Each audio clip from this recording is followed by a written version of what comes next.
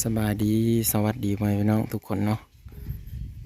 เมื่อนี้ก็มาปั่นข้าวอีกแล้วเมื่อนี้ก็เห็นบ่ปูนเต็มอยู่ปูสาวลอยเพิ่นได้น้องแล้วได้พ่อแม่พี่น้องเลยเบิ่งเอาไปเบิ่งหมาด้วย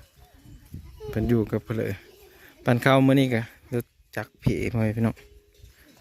ดอกสุปับแหวนมันคดเนาะ2 4 6 8 10 12 14 16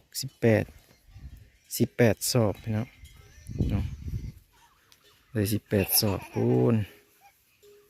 กำลังปั่นข้าวอยู่ทางไหนเพิ่งเอาไปหาน้องสาวลอยเพิ่นป้าโธ่ไปได้น้องหลายคนสบายดีเด้น้องสาวลอยสวัสดีโอ้ได้น้องเลยเนาะได้นะเยี่ยวได้น้องแล้วพ่อให้น้องคนนี้เด้เยี่ยวคนนั้นเด้ป้าโธ่เอาปบอะไรทางนะ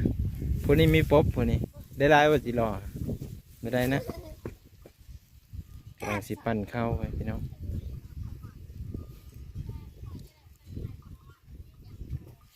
เอาลีเลย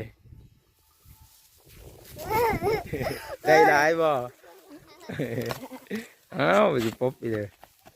มานี่ก่อนโอ้ยแลนเลยพวกตายคักมานี่ซ้ำคนป่าเนาะยานผู้คนเล่งโง่พูน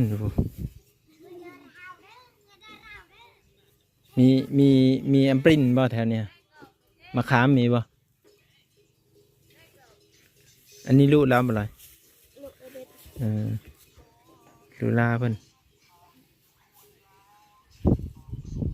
จะน้อยกาสีนั้น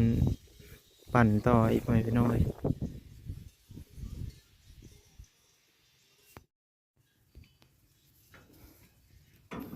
แล้วน้องบัน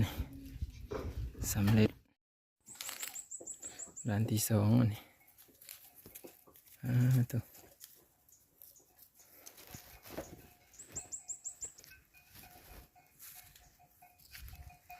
เต็มที่นะครับรอยสอบเขา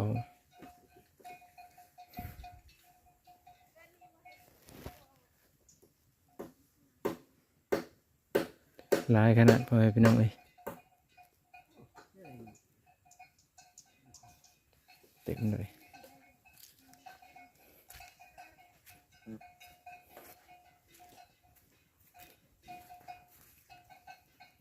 เบิ่งพ้นก็คือสิตกนะเห็นบอกคึมนี่คึมพ้นมาแล้วพี่น้องเอ้ยพี่ข้าวเต็มเล่นตัวเขากบหมด